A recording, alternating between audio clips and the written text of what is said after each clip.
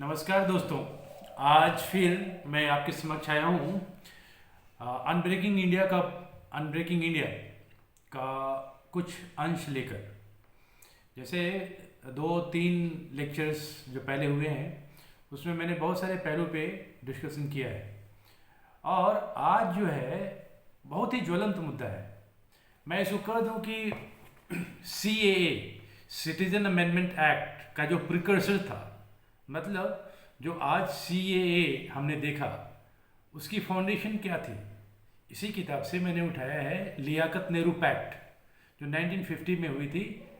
Liaquat Nehru pact उसकी basis क्या थी, और उसकी बेसिस को जानने के पहले हम मुस्लिम के जो सोच है उसके ऊपर कुछ मैं बिंदु डालना चाहूँगा। जैसे 1946 जब मुस्लिम लीग की मेजॉरिटी हुई थी तो उसमें एक बहुत बड़े, जैसे आजकल हम लोग देखते हैं ना, चंद्रशेखर नाम का एक जीवाणु है, जय भीम जय मीन। वो अपना नाम ऐसे भी रखता है हिंदुओं को चिढ़ाने के लिए, चंद्रशेखर रावण अपने को बोलता है रावण। अब वो जब ये CAA की एजिटेशन हो रही थी उसमें वो जामा मस्जिद के पास बढ़ के जामा मस्जिद के मुसलमानों के साथ नमाज पढ़ते हुए देखा गया था और एंटी इंडिया प्रोटेस्ट उसने की थी। बहुत भयंकर, बहुत बड़े बड़े मुसलमानों के जलसों में उसने भाषण दिया और ओपनली भारत तेरे टुकड़े होंगे इंशाअल्लाह इंशाअल्लाह के जो नारे लगते हैं उसमें ही was one of the proponents. तो मैं लियाकत नेहरू पैक्ट के बारे में बताऊं उसके पहले थोड़ा सा बैकड्रॉप में बताना चाहता हूं कि जब हमारे देश में विभाजन हुआ था, जैसा मैंने पहले भी बताया कि हमारा देश का विभाजन इस तरह हुआ ताकि भारतवर्ष के जो दोनों बाजू हैं काट दिया गया। वेस्टर्न साइड का पंजाब काट दिया गया, पंजाब के दो टुकड़े हुए, क्योंकि सिंध वाले कराची वाले वो तो चाहते नहीं थे, उनके मर्जी के बिना हुआ था ये पार्टीशन। ये तो United province, central province, UP Bihar के जितने मुसलमान थे वो लोग चाह रहे थे कि अलग से पाकिस्तान बने। और देखने की बात यह है कि जो लोग चाहते थे कि पाकिस्तान बने वो पाकिस्तान गए नहीं, वो कभी पाकिस्तान नहीं गए। लियाकत अली पैक्ट, लियाकत नेहरू पैक्ट बोलने के पहले मैं एक छोटी सी कहानी बता देना चाहता हूँ। आजकल एक बहुत बड़ा एक्टर जिसको लोग आमिर खान के नाम से जानते हैं, आप लोग को जान के बड़ा आश्चर्य होगा कि पुराने ज़माने में जैसे जितने भी मुस्लिम अभिनेता हुआ करते थे अपना नाम हिंदू नाम रखते थे। जैसे दिलीप कुमार, यूसुफ खान उसका नाम था, उसने दिलीप कुमार के नाम से अपनी शोहरत पाई। ये आमिर खान भी हज किया हुआ है, 2-3 साल पहले हज किया हुआ है। इसका सही नाम है, असली नाम है हाजी मोहम्मद आमिर हुसैन खान। ये इतना बड़ा जिहादी है, जितना बड़ा हाजी है उससे बड़ा जिहादी है। अब इसकी सोच की मैं एक छोटी छोटी वानगी दिखाना चाहता हूँ आपके पास।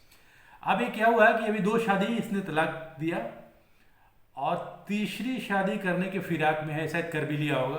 जब तक ये मेरा वीडियो रिकॉर्ड हुआ होगा तब तक हो सकता है इसने कर भी ली होगी, या he must be in the process. एक कहीं से पता चला कि मैं लियाकत नेहरू पैक्ट के ऊपर बाद में आऊँगा, पहले इस बंदे के ऊपर आता हूँ। इसने 2 शादियाँ पहले की है। शादियों के पीछे का मकसद और इसका जो एक वर्ड है, लीगल वर्ड है, उसका नाम है मेंसरिया। आपकी नियत, मेंसरिया क्या है? मेंसरिया मालाफाइड है या बोनाफाइड है? नियत कैसी है आपकी? नियत खोट है या उदारवादी है? तो इनकी नियत, मैं तो कहूँगा कि हर मुसलमानों की नियत खोट ही होती है। अब कैसे, उसकी सोचिए। आप याद करें कि भारत का पहला एजुकेशन मिनिस्टर, शिक्षा मंत्री कौन था? मौलाना आज़ाद, अबुल कलाम मौलाना आज़ाद। वो मौलाना आज़ाद हिंदुस्तान में पैदा नहीं हुआ था, उसकी पैदाइश थी मक्का की, और 1909 में भारत आया।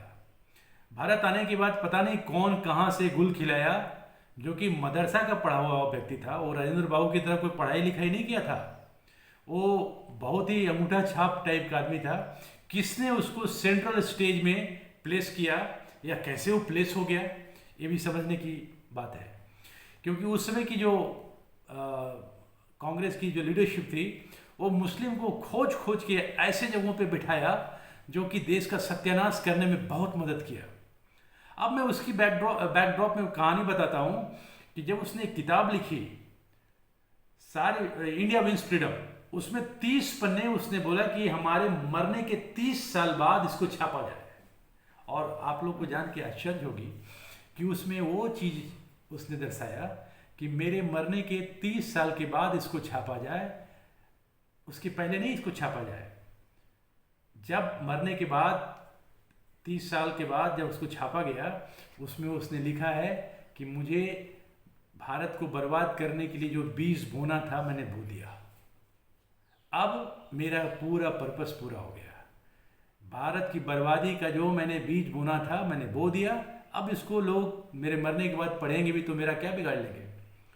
उसी जिहादी मेंटालिटी के सोच के रखने वाले परिवार में से उसका एक बीज का अंश ये जो हाजी मोहम्मद आमिर हुसैन खान है, जिसको हम लोग पॉपुलरली आमिर खान जानते हैं, 16 साल के अंतराल में 16 साल पहले इसकी पहली बीवी का नाम अनुपमा या कुछ था, दूसरी बीवी का नाम किरण रॉय, तीसरी बीवी शायद शादी करने वाला है। 16 साल के अंतराल में इसने शादी की है। पहले बीवी से 2 बच्चे, दूसरे से भी 1 बच्चा है, 3 बच्चा प्लस 2 हिंदू औरतें, 5। एक आमिर खान 5 मुस्लिम को इंडिया में पैदा कर दिया शादी करके, तीसरी शादी करने के फिराक में है। अब बताइए, एक हमारे हिंदुस्तान में गाना आया था ना, जिसकी रचना इतनी सुंदर हो कितना सुंदर होगा। किसी जमाने में एक सीरियल बनाता था सत्यमेव जयते, उसमें इसने डिस्कशन किया था कि हमारी बेगम बोलती है कि इंडिया में रहने में डर लगता है, और उस बेगम को इसने छोड़ दिया। जिस बेगम के कहने पे इसे डर लगता था उस बेगम को इसने छोड़ दिया, और भारत में इसे डर लगता है लेकिन तुर्की के राष्ट्रपति के बेगम के साथ खूब बढ़िया से डिनर करता है, वहाँ पे इसे आज़ादी मिलती थी। ये इस तरह के जिहादी लोग हमारे देश में पनप रहे हैं। अब जब इस तरह के लोग हमारे हर जगह में, हर सेगमेंट में व्याप्त होंगे तो समझ सकते होंगे कि हमारे भारत के कण कण में, हर जगह 1-1 इंच में कितने शत्रु बैठे हुए हैं। तो मैं अब जब लियाकत नेहरू पैक्ट के ऊपर आता हूँ, इसी परिप्रेक्ष्य में बात करूंगा। जिस तरह से आज एक दलित नेता जिसका नाम है चंद्रशेखर रावण, यूपी का किसी मुजफ्फरनगर के आसपास का कहीं ये पैदाइश है इस बंदे का, इसने एक नारा दिया है, जय भीम जय मीन, मतलब मुसलमान और दलितों की, जय मीन मतलब मुसलमान, और जय भीम मतलब भीम अंबेडकर के मानने वाले अनुयायियों का। ऐसे तो वो मानते नहीं है, अंबेडकर को मानने वाले तो है नहीं, क्योंकि अंबेडकर ने तो पहले ही बता दिया था कि मुसलमानों से बच के रहना, ये जितने खतरनाक हैं, इंडिया को जितना डैमेज मुसलमानों ने किया है इससे ज़्यादा कोई कल्पना भी नहीं कर सकता। तो जब मैं लियाकत नेहरू पैक्ट के ऊपर आता हूँ तो 2 बिंदुओं के ऊपर दिमाग डालना बहुत ज़रूरी होता है। ईस्टर्न पार्ट ऑफ इंडिया जो अभी देख रहे हैं बांग्लादेश, जहाँ की ममता दीदी आजकल कत्लेआम मचा रही है, बांग्लादेशियों और रोहिंग्याओं की मदद से हिंदुओं के ऊपर कहर ढा रही है। उसी जगह पे जब पार्टीशन हुआ था तो इसके 2-3 हिस्से बहुत सारे बेतुके तरीके से पार्टीशन हुआ। जैसे मालदा और मुर्शिदाबाद, ये मुस्लिम डोमिनेटेड पॉपुलेशन था, वो इंडिया में रह गया। जेसोर जो कि हिंदू डोमिनेटेड था, because of the continuity factor, एक लगाव कंटिन्यूस हो गए के कारण उसको बांग्लादेश में जाना पड़ा। जबकि चिटागोंग को आना चाहिए था इधर, लेकिन कंटिन्यूटी फैक्टर के चलते केवल मात्र 3% वहाँ की पॉपुलेशन थी, फिर भी उसको पाकिस्तान में जाना पड़ा। नोआखाली का जो मैसेकर हुआ था उसमें वो जो बहादुर थे निजामी चिश्ती, और कैलकाटा की जो मैसेकर हुई थी सोहरावर्दी, ये दोनों सूफी सेक्ट के लोग थे। आप लोग को जान के बहुत हैरानी होती है, लोग गाना भी गाते हैं कि सूफियाना तरीके से उसने गाना गाया। हिंदू लोग इतने मूर्ख हैं, हिंदू लोग इतने भोले हैं या मूर्ख हैं, दोनों एक ही बात है, कि ये लोग कहते हैं मैं सूफी संगीत बोल रहा हूँ। और आप लोग को याद होना चाहिए कि एक एक सूफी एक एक क्रिमिनल नहीं, 1000 क्रिमिनल के बराबर होता है। ये जो सूफी संगीत, सूफियाना अंदाज, ये लोग बताइए कि नौखाली में जो सलीम चिश्ती, ये निजामी चिश्ती जो मर्डर कर रहा था, वो कौन सा सूफियाना अंदाज था भाई? लाखों लोगों को मार दिया, हजारों लोगों को कोल्ड ब्लडेड के अंदर मारा। जो पार्टीशन हुई थी उस समय, एक सिकंदरी सोच वाले दलित हिंदू जिनका नाम था जोगेंद्र नाथ मंडल। जोगेंद्र नाथ मंडल के हसीन सपने, हमने सुना है ना कि मुंगेरी लाल के हसीन सपने, उसी तरह से जोगेंद्र नाथ मंडल, इनके भी बहुत अच्छे सपने थे। जय भीम जय भीम का नारा देने वाले, मेरे ख्याल में पहले ये सिकंदरी सोच के रखने वाले थे जोगेंद्र नाथ मंडल जी। लेकिन ये जो अभी चंद्रशेखर रावण कर रहा है तो कुछ भी नहीं कर रहा है, इनके बाप दादा ने पहले कर चुका था, किया हुआ था। उन्हीं की सोच पर, उन्हीं के नक्शे कदम पे इन्होंने शायद सोचा होगा कि दोस्ती करेंगे तो कुछ राजनीतिक फायदा मिलेगा। ऐसा कत्ले गारत हुआ कि फिर उसके बाद तो पार्टीशन के बारे में जानते ही हैं। बांग्लादेश का ईस्ट पाकिस्तान बना, वेस्ट पाकिस्तान, जो पाकिस्तान अभी एग्जिस्टिंग पाकिस्तान है, ईस्ट पाकिस्तान अपने कर्मों से फिर जो बांग्लादेश बन गया इंडिया की मदद से। तो उसके बैकड्रॉप में मैं जाना चाहता हूँ। बहुत ज़बरदस्त कत्ले गारत हुई थी, और ये जो मालदा और अनहोली, जिसको बोलता है अनसाइंटिफिक डिस्ट्रीब्यूशन ऑफ पॉपुलेशन हुई थी। तो जब ईस्ट पाकिस्तान में जिस मेजॉरिटी वाले एरिया, जो मैं जैसे मैंने बताया कि मालदा और मुर्शिदाबाद में मुस्लिम ज़्यादा थे, वो आ गया इंडिया में, और जेशोर में हिंदू ज़्यादा थे, वो रह गया पाकिस्तान, बांग्लादेश में, मतलब जो उस समय का पाकिस्तान था। तो उसमें श्यामा प्रसाद मुखर्जी, जो कि आरएसएस के संस्थापकों में से एक थे, जनसंघ के मेन लीडर थे, उन्होंने जोरदार, बंगाल के सबसे बड़े नेता थे, उन्होंने पुरजोर कोशिश की कि ऐसा नहीं होना चाहिए, यदि ऐसा हुआ है तो मुसलमान लोग छोड़ेंगे नहीं, हिंदुओं के ऊपर कहर ढाएंगे। अब ऐसा ही शुरू हुआ। जैसे ही विभाजन हुआ, ये रेड क्लिफ अवार्ड जब बंटवारा हो गया, लाइन डिमार्केट कर दी गई, तो जेशोर के हिंदुओं के ऊपर मुसलमान की जो जिहादी सोच है, कहर ढाना शुरू किया। तो श्यामा प्रसाद मुखर्जी जी का ये सोच थी कि या तो पूरे इधर बंगाल के मुस्लिम पाकिस्तान चले जाए और उधर के सारे हिंदू इधर आ जाए।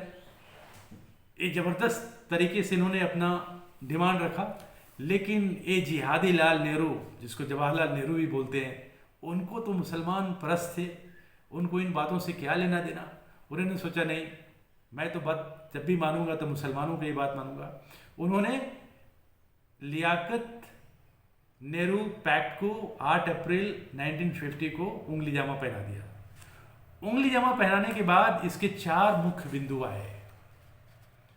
4 मुख्य बिंदु आने के पहले सबसे जो अहम किरदार था उसमें श्यामा प्रसाद मुखर्जी जी का था।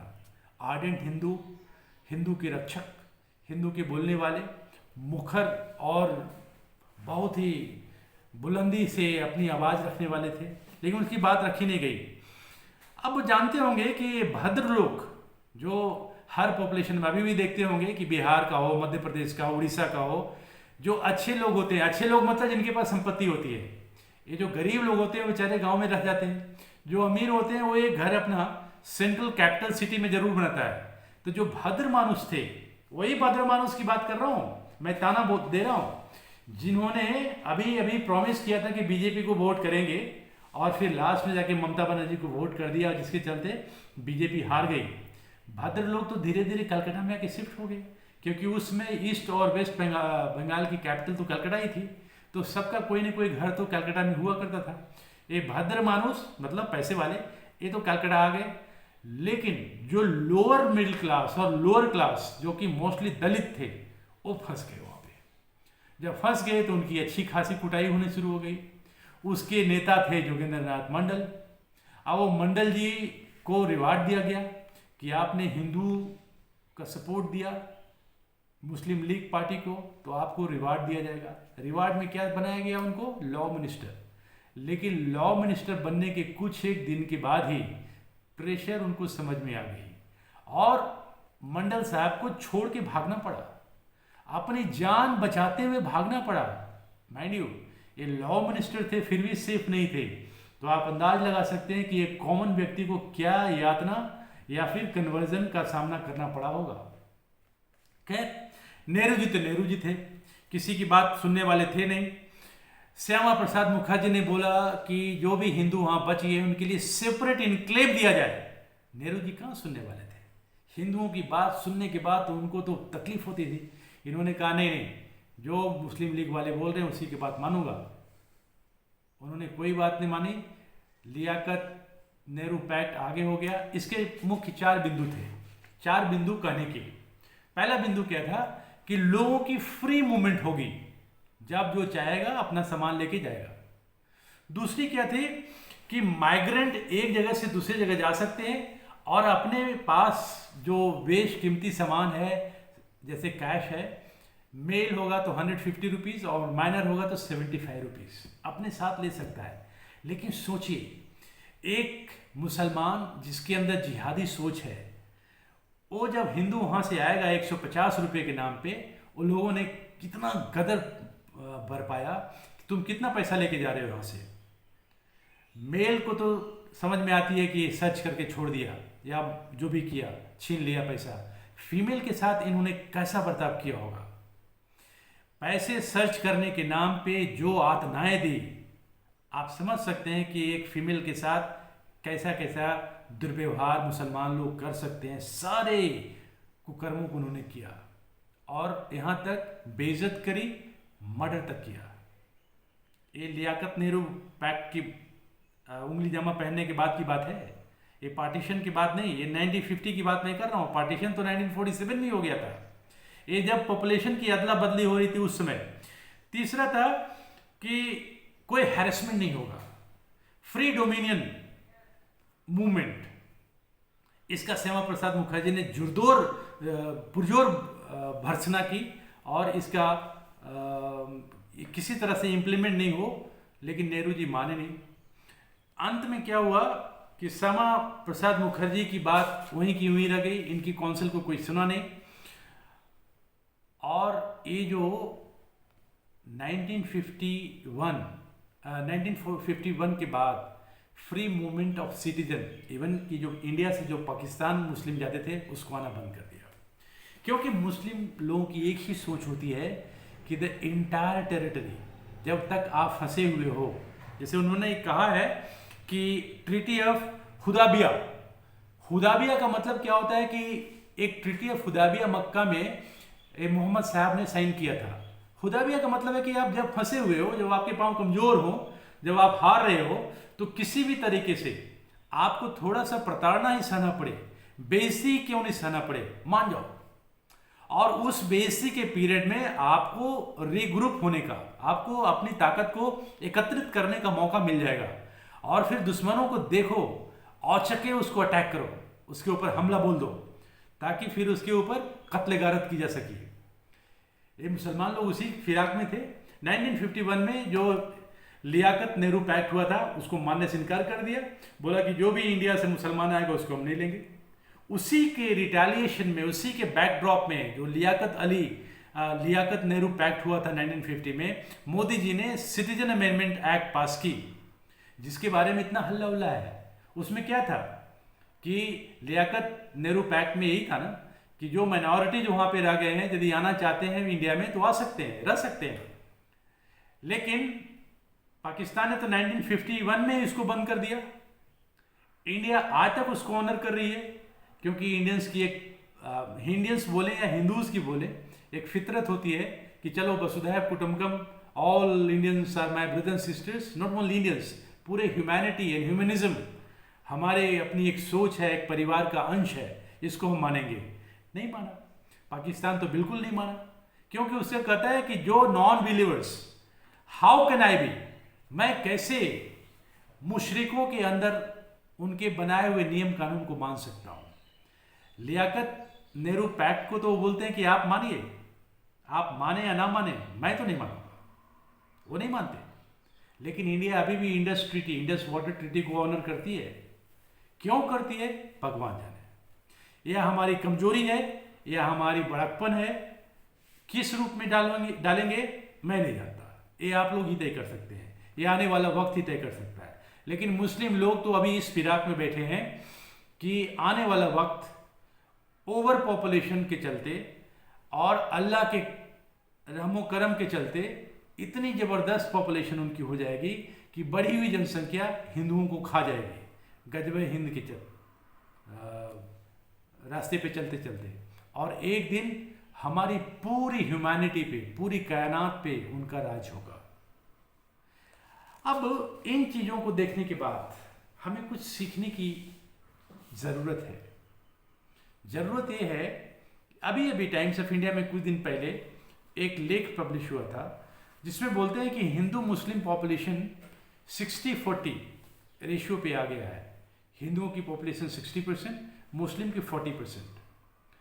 अब मुझे सोचना है, हमें सोचना है, हम लोगों को सोचना है कि क्या 60% हिंदूज हैं? ये आकलन जो है स्टैटिस्टिकल है, फैक्चुअल नहीं है। केवल किताबी ज्ञान के लिए 60-40 आकलन है। वास्तव में कितने परसेंट हिंदू हैं जो कि सनातन धर्म को मानते हैं?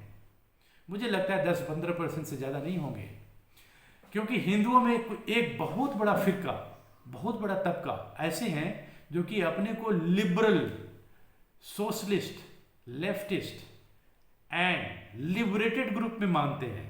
जो वो लोग वही हैं जो कि जय भीम जय मीन के प्रिंसिपल को ही मानते हैं। यदि उनको हटा दिया जाए तो हमारी माइनॉरिटी में आ जाती है पॉपुलेशन, जिसको बोलते हैं मिनिस्कुल पॉपुलेशन। जब मिनिस्कुल पॉपुलेशन आ जाती है तो 60-40 का रेशियो तो नहीं आता। इसका मतलब ये हुआ कि गजबे हिंद करने में उनको कोई ज़्यादा समय नहीं लगेगा।